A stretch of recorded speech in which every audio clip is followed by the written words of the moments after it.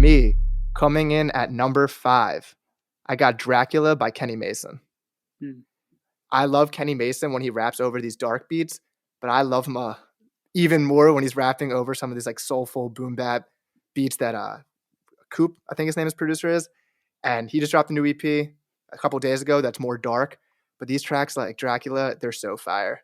But Sam, what is your number 5? I'm gonna say a heads up. Take my rankings with a grain of salt because I'm so inconsistent, and it really just depends on my mood and my weather and the weather. But I'm gonna say my fifth slot is gonna go to, and this is tough. I'm gonna go 97 Benz, Doja Cat, and a lot of people were disappointed when Doja dropped the album Scarlet. Let me tell you, and I understand like the kind of jarring effects of the hip hop and pop slapping together, and you're not sure where she's going with this. After giving it some time, it's one of the best projects I think this year, and even for hip hop. She killed it, mixing the old style R&B and hip hop. And 97 Benz. I mean, if you're a hip hop fan, you gotta love that. That beat is one of the best beats so far. Actually, of 2023 as a whole. So yeah, 97 Benz, Doja Cat. What about you, Joey? That's fair. I need to re-listen because I was just really underwhelmed the first listen, and I think I might have listened one more time, but I haven't gone back to it since. That's fine. Just listen to 97 Benz, and that's all that matters. I'll take your word for it. My number 5 is Toronto 2014 by Daniel Caesar. Just been spinning the Daniel Caesar album nonstop. Great album. I'll talk about it later at some point, but yeah, Toronto 2014 probably my favorite off that. Nice. Okay, my number 4. Sadly, this album just couldn't make it, but this song, a lot of emotions went into it. But "Smoke Breakdance" by Mick Jenkins featuring JID. As someone who has rapped over stoic beats since I was in high school, it was so cool seeing him get that huge add to the song by producing. It's amazing. JID has never not delivered on a feature. The Mick Jenkins album in all is fire, but this was my favorite song from it, and it's just too good. I had to include it. Love that one. Great track. I want to bounce off Joey too. Daniel Caesar, that album he dropped, one of the best of the year as well. I completely forgot about that one too. And it's almost like a comeback album in a sense as well. Because I know, the whole controversy and whatnot, but he did so well this year. Number 4 for me will be $20 by Boy Genius, which is the second track from the project. Technically the intro, but there's like a more traditional intro on the album. And Boy Genius, they've been nominated for a bunch of Grammys, which I knew they would. Those 3 girls are so talented, and Phoebe Bridgers is one of my favorite as well, especially when she dropped Punisher. That was a wrap for me. But I'm gonna go $20, Boy Genius. Nice. I got a singer-songwriter song coming up in a couple, but nice, shout out Boy Genius.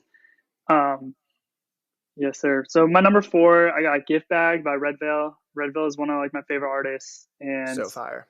Every time he drops, just whatever it is, something's gonna be in my top 10 of the year, whether it's song, album, whatever. He's just one of my faves.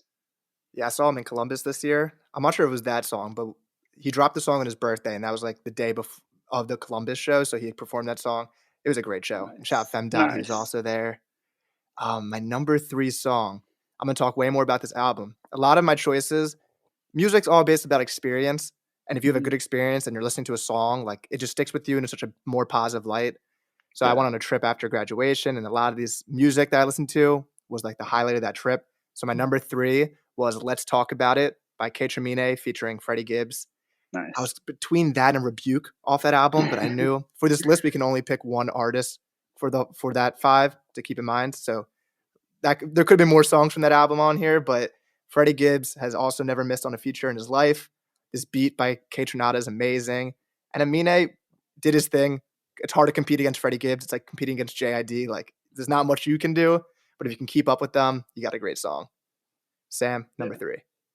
I'm happy you mentioned Kaytranada and Amine because I do feel like the album went under the radar. I know how much we were gassing it up, and it did come out, and I just didn't see as many people talking about it. Not sure if it was just a streaming thing or people actually didn't like it, but it was a great album. For me, number 3 is going to be A&W by Lana Del Rey. Adam, I know you're not the biggest Lana Del Rey fan, but you need to get on the train song, because it's true. Great song, amazing beat switch at the end. I think it's one of Lana's best projects too, and the fact that she continues to drop incredible albums each year. Again, as an artist, the most important thing is being able to grow, the longevity, evolving, right? We talk about that all the time. So shout out to Lana, A&W, Lana Del Rey, number 3. People love That's her. it. What's up? I just said people love Lana Del Rey. Like when they're a fan of her, they're a stan of her. So yeah. I'm not even a huge Lana fan, but NFR and then this album I thought was amazing. So shout out Yep. A&W, shout out Lana. Yeah, I'm a big fan of this new one. So number 3, I got American Made by Ransom. I've He's so been good. really loving the Ransom Nicholas Craven collabs. Mhm. When they first dropped, like Director's Cut 1, 2, and then I think 3, they were either all in the same year or like within a year and a half of each other. And yeah, Mhm. those have been some of my favorite projects of the decade. And I love this little EP that he dropped, Deleted Scenes 2, American Made is, fire track. Ransom's one of those rappers that every line is so clever where he doesn't run out. You're just like, how do you keep going? And how do you keep Yeah. doing this? He is Yeah. so damn good.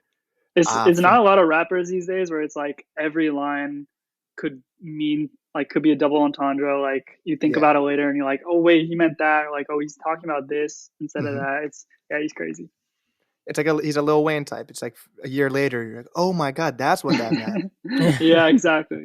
Number 2 for me. So for a lot of my songs or my life, music videos can sometimes make me love a song even more. Mm. For example, like the Tribe music video for J. Cole Boz. Like the vibe of it made me love the song so much, which has made it one of my favorite songs ever. So for my number 2, it's Palisades, California, Larry Nice. June featuring Big Sean. It's so good that I had to make my own song over this beat, and I made a music video for it early in the year because the beat is so damn good. Shout out Alchemist. Larry June talking about CMOS and positivity and getting your finances in check. And Big Sean. Big Sean and he also had a great verse on the K Tremine album, but Big Sean and Alchemist make an album, guys. Yeah. Yep. Did his thing. Great pick. Great album. Shout out to Big Sean. If you know me, Big Sean was like one of my favorite rappers at one point, like in middle school. I still remember when he dropped, what was it, Guap? He dropped Swerve, he dropped Guap. Guap was my song. Shout out to Big Sean. For number 2, I'm going to go Dominic Fike, How Much Is Weed? Dominic Fike is one of my favorite artists as well. Honestly, all time, low key. And he dropped Sunburn this year. And obviously, if you know his history, I know people like to call artists industry plants and whatnot, like, shut up. But the whole point is he went through a whole lot. When he got his record deal, he was in jail. And he went through a whole lot of family issues, personal issues, things like that. And the song kind of goes over that a little bit in a kind of low key, in a subtle way. How much is weed, right? How much is it to risk your life to do these things? And it's one of my favorite songs of the year for sure. How Much Is Weed, Dominic Fike. I really liked Mona Lisa on that album too. That was a great one. But that's such an easy song. That's the issue. It's like, it's a Spider-Man song. Everyone's going to love it. Yeah. Mm-hmm. I'm just giving Dominic Fike a little up. I see Dominic. All right. So for my number 2, kind of a curveball, but Glue Song by Biba Doobie. Have you guys heard this? I have not. No. I'll have to check this out. It's so good. It's just like a soft little song with, like I obviously don't have like a good ability to describe singer-songwriter songs, but it's a great love song. There's a remix with Clairo on it, and I love Clairo. But yeah, one of my most listened to songs of the year. What was the name of the artist again? It's great. It's Biba Doobie. I think it's BEABADOOBE. It's like literally all one. Yeah. I see it. I'll check it out. She's blowing up though. She's great. That's awesome. Okay, our number 1 choice. This was the easiest choice probably of my entire list. My list could have been full of this artist, and I'm talking about him a lot more. But ever since I went to see J.I.D. and Smino in Cincinnati, Jordan Ward has completely taken over my year.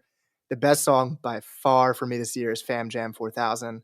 Hearing at the concert, I immediately looked it up on my phone, and I type a song where you text it to all your friends, and every single person's like, I see you. They don't always like my music taste, but that song, they enjoyed that one.